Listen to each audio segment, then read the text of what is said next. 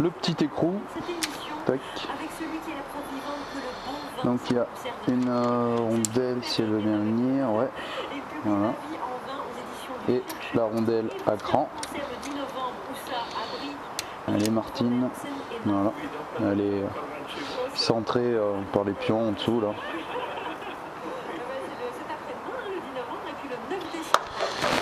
Après, bah, l'embrayage. Voilà, c'est foutu comme ça. Vous n'avez rien besoin de toucher là. S'il faut pas toucher à ces vis là, parce que ces vis là désaccouplent la cloche et après vous avez accès au disque et tout, mais bon là vous n'avez pas besoin d'y toucher quoi, il n'y a pas besoin. Bon alors, en bout de vilebrequin, on a un pignon, la bague. Il y a encore deux autres choses, mais on peut pas les enlever tout de suite.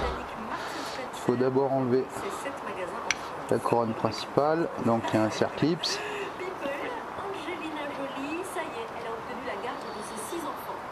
Voilà, couronne.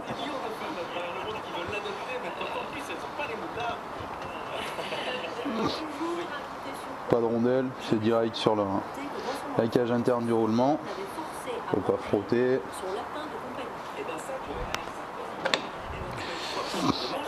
Alors après là, en bout de vilebrequin, ça reste l'entretoise. Voilà, qui est faite comme ça, elle a deux bosselets. Il ne faudra pas se tromper au remontage. Hein. Ça prend le diamètre quoi, du pignon, hein, pas l'externe. Voilà, je ne vous tromperai pas. Bon, on va démonter déjà l'ensemble de sélection, on s'occupera de l'axe de kick un petit peu après. Hop.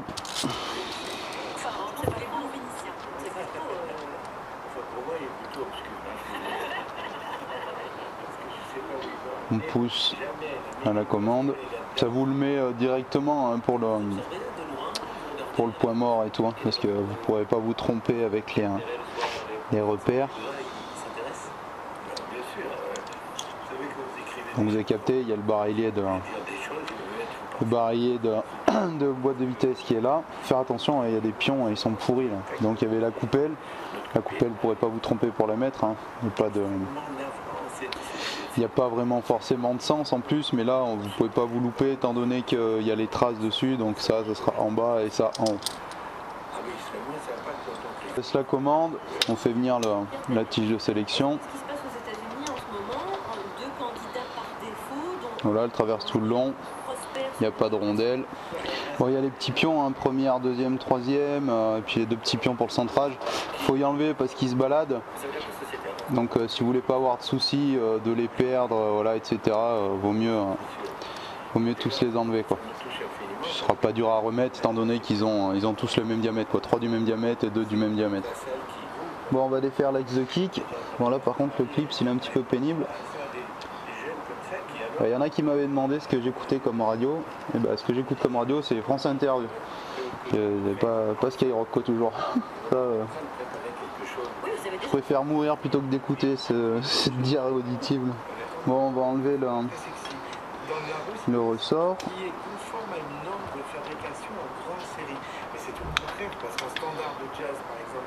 Voilà. Je fais pas le bourrin, hein, j'y vais doucement étant donné que c'est un gros levier.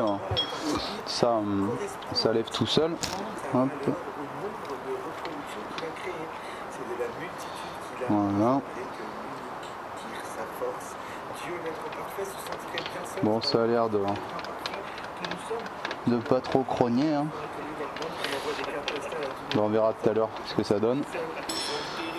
Le pignon de sortie de boîte. Allez.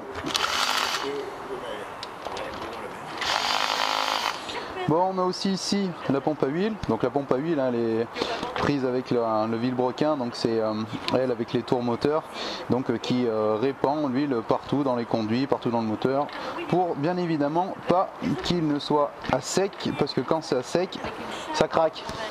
Bon voilà, putain, on va arriver l'hiver là, ça va être un petit peu le sketch, mais bon, on va bien arriver à faire des choses.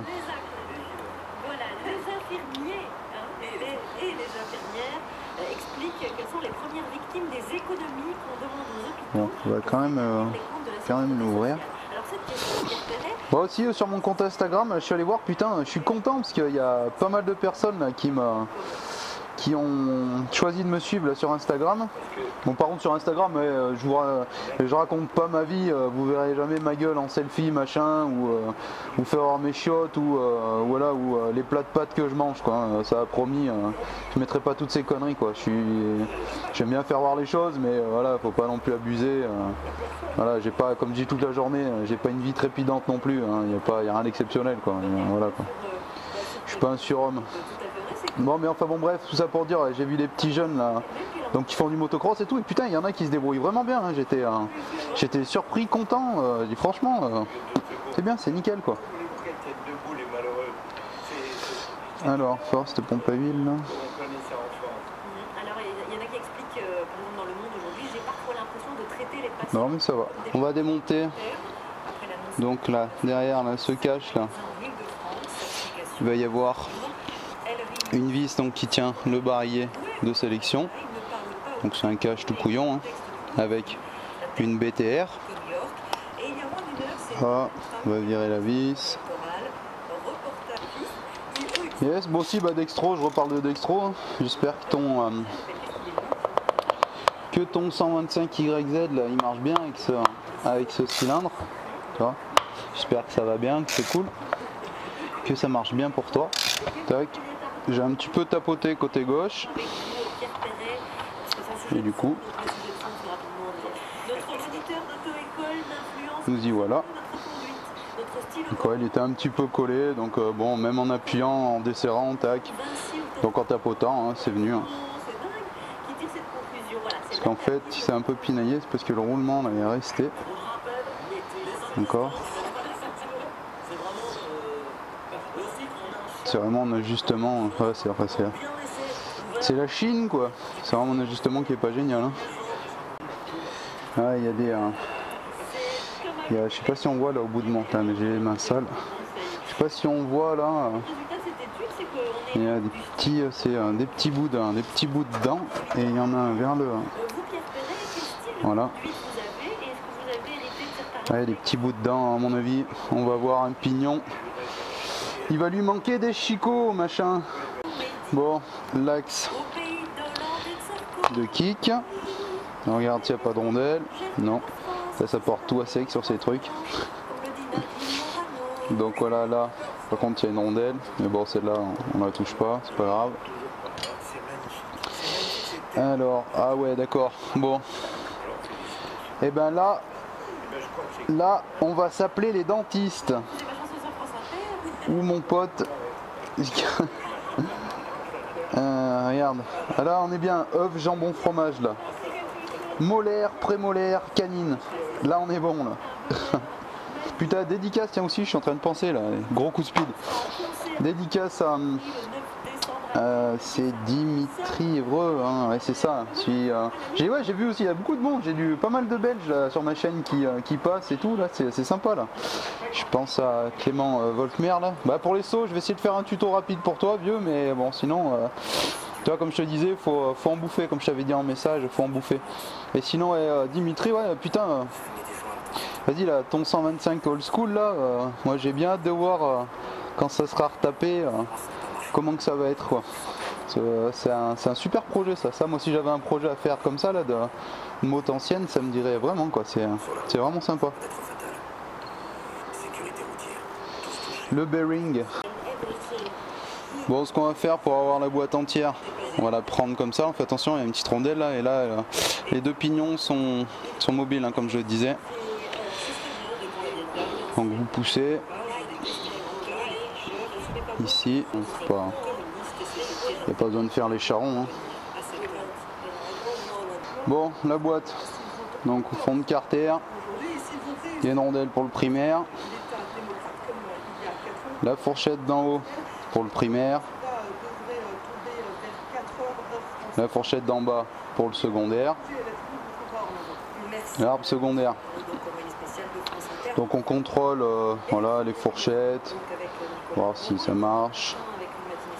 Donc là au niveau du barillet, des fourchettes, il n'y a pas de problème, hein.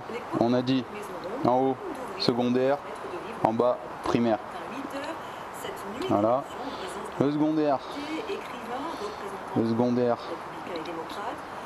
Il a une rondelle qui est de l'autre côté du carter. Un pignon avec une rondelle. Un autre pignon avec une rondelle cuivrée et les crabos en l'air. Et après on peut pas défaire voilà quoi, le crabot et le pignon côté sortie pignon de boîte. Donc et ben on n'est pas trop mal hein, les crabos là ils sont bien, ils sont pas usés. Donc pour ce qui est du secondaire, on va pas avoir de soucis. Donc on remet rondelle. Donc on regarde le crabot là. Il n'y a rien. Ah, il accroche bien. Après, comme on avait dit, rondelle. Tu es obligé qu'il y ait une rondelle entre les deux parce que les deux portées sont planes. Donc du coup, en fait, c'est pour pas que ça fasse ferraille-ferraille, il faut quand même un minimum d'espace. Voilà. Et la rondelle. Bon, maintenant, le primaire. Alors, le primaire, on a un pignon avec une rondelle cuivrée. L'empreinte à l'intérieur des crabot, rien. Par contre, hein, bon, est-ce qu'il y a des observateurs ou pas là? Est-ce que vous voyez bien là? Elles sont là les chicots, elles sont parties ici. Je vous explique. Il va falloir changer ça. Allez, feu. Bon, je regarde. J'en ai un autre primaire, mais je suis piné. C'est pas du tout pareil là. Il va falloir que je trouve un autre système. Ah putain, je suis fou! Je suis fou mon ami. Viens là. Calme-toi.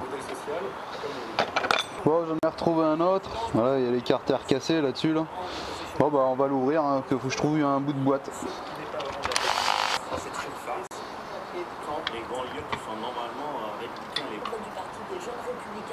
Allez, on va voir si on peut récupérer 2-3 babioles. Yep, bon. Allez, toujours comme d'hab. Hein. Le secondaire. Le barillet. Et le primaire.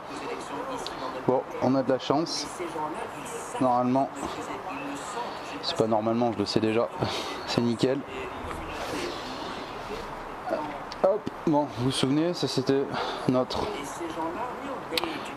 haute boîte. D'ailleurs, les dents, putain, maintenant que je regarde bien comme il faut, les dents sont vraiment dans un sale état. C'est pas du pignon traité, il n'y a aucun traitement là-dessus. Oui, voilà, c'est de la merde. Bon, et ben, ce qu'on va faire, parce qu'on est bien d'accord, hein, vous voyez que c'est exactement la même boîte. Voilà. Donc ce que je vais faire, je vais mettre la boîte là que j'avais là à la place là de celle que j'ai changée, parce que là les pignons ils sont, ils ont une meilleure tête quoi. Ils ont une meilleure tête et tout, enfin c'est mieux fini. C'est vraiment des boîtes en carton quoi. Non mais je vais faire ça. Je vais garder, on va prendre le barillet qui avait du début, et par contre là on va changer la boîte complète. Bon, allez. Bon, on a la boîte à vitesse. Alors, si des fois on sait pas dans quel sens faut la remonter, etc. Faut être observateur. Donc pour le primaire et le secondaire, pour savoir lequel est, c'est super simple. Bon, déjà on y voit à la taille des pignons, hein. Le secondaire il a toujours les pignons plus grands. Mais si ça par exemple vous le savez pas, bon ben on regarde au bout des cams. Au bout des cams là il y a une petite gorge pour un clips et là il y a une grosse gorge en haut là. Bon, si vous avez été observateur, vous vous rappellerez que l'embrayage quand il était monté et tout, et ben il y avait une grande couronne dentée, donc où il y avait un clips. Bon, c'est celui-là. Et bon après, faut se dire, là il y a une grosse rainure, donc qu'est-ce que j'aurais pu mettre dans cette grosse rainure? Et ben c'est la plaque de bride pour le pignon de sortie de boîte, quoi, en l'occurrence, quoi. Voilà, parce que là on peut pas mettre un serre-clip, ça fait vraiment large. Bon, voilà. Donc quand on a repéré, donc côté sortie de boîte, donc ça veut dire qu'il ira dehors, et là côté embrayage, donc le côté sortie de boîte, il est de ce côté, il est dehors avec le monde extérieur, donc on va l'enfiler comme ça. Bon alors aussi, le mieux pour pas être ennuyé, hein, voilà, c'est de bien l'avoir mis en fait bien accouplé, quoi, que ça tourne. Et puis après, bah feu, il n'y a plus qu'à.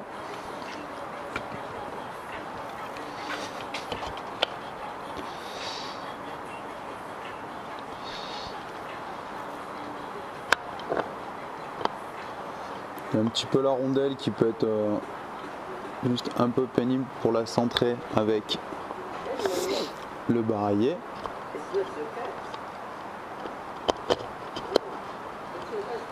Là on est pas mal. Voilà, ça tourne. Voilà, on fait tourner, on fait le test des vitesses, voir si tout se passe bien. Bon, une fois qu'on est bon avec la boîte, qu'on a contrôlé les vitesses, eh ben on va mettre le pignon de kick.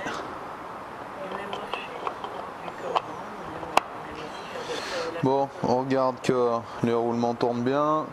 On regarde qu'il y a les pions de centrage, super important.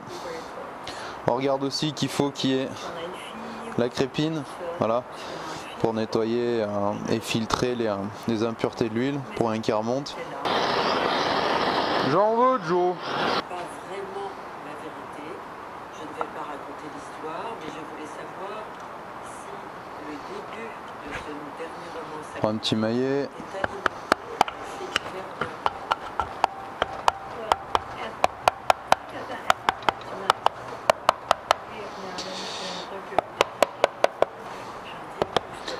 Hop.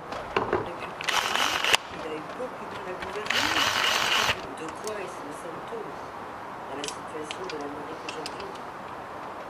That's a good question. All because of the Republicans, very right wing. Bon, quand vous avez fermé compagnie, ça là, ce bruit, ça faut pas que ça vous inquiète, hein. C'est normal. Parce que si je reviens en arrière, voilà, il le fait pas. Ok, donc je répète, ce bruit, c'est normal, faut pas vous inquiéter. Après, si vous voulez savoir ce que c'est le retour de rappel d'écran pour le rocher de starter de kick.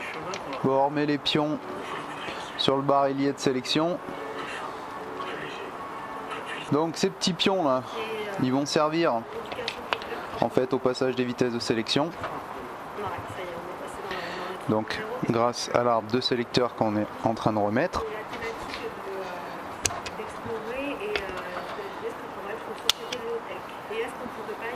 Donc ce que je me fais bien comprendre, voilà quoi, le crochet là va prendre ici, donc il va pousser 1, 2, 3, et voilà, etc. 3, 2, 1. On va remettre la plaque, la platine de sélection, la platine de la Chine.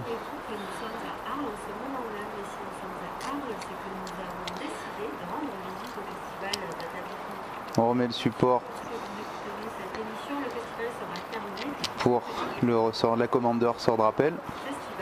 Bon, une fois que vous avez serré, hop, on fait un petit contrôle vite fait, voir si la vitesse passe. Voilà.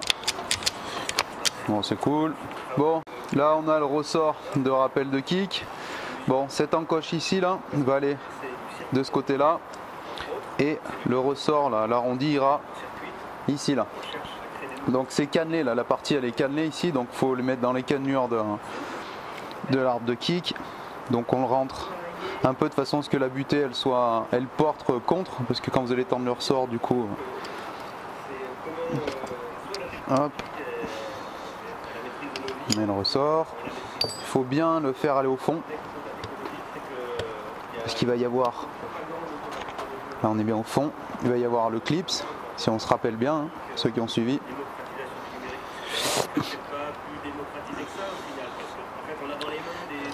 Le fameux clips.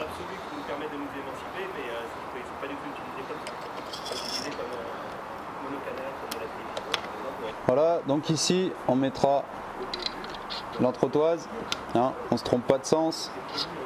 Il y a un interne et un externe qui est plus large, hein, donc on met côté où la portée est la plus grande. Bon, en bout de vilebrequin, on se rappelle, on avait l'entretoise, tiens les percées comme ça et tout, c'est pour permettre le graissage en fait. Donc l'entretoise, le pignon en bout de vilebrequin, on regarde hein, s'il n'est pas marqué, rien.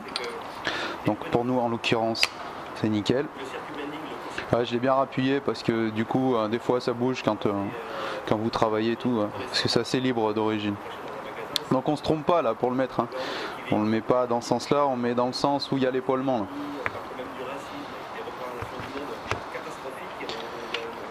Voilà. Où c'est que t'es mon ami? T'es là. Le circlips pour le verrouiller. Bon, l'embrayage.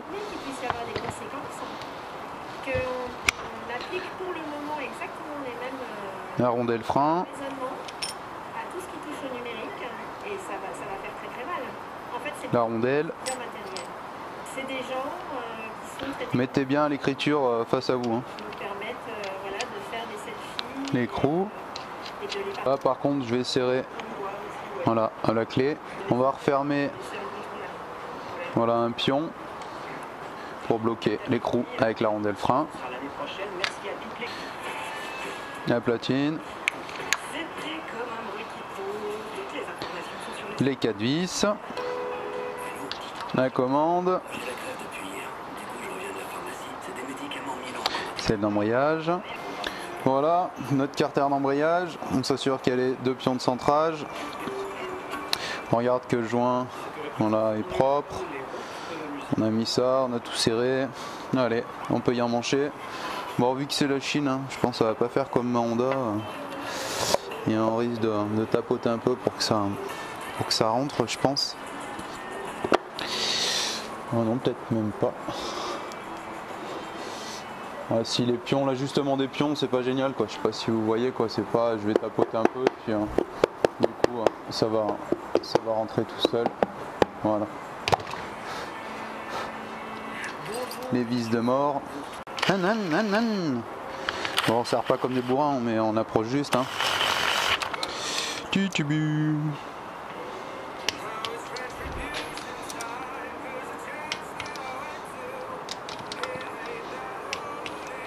On remet le kick, hein, on se trompe pas de sens. Hein. Ok. Yep, voilà, bon, j'espère que ça vous aura plu. Bon, on aura mis une boîte de vitesse propre.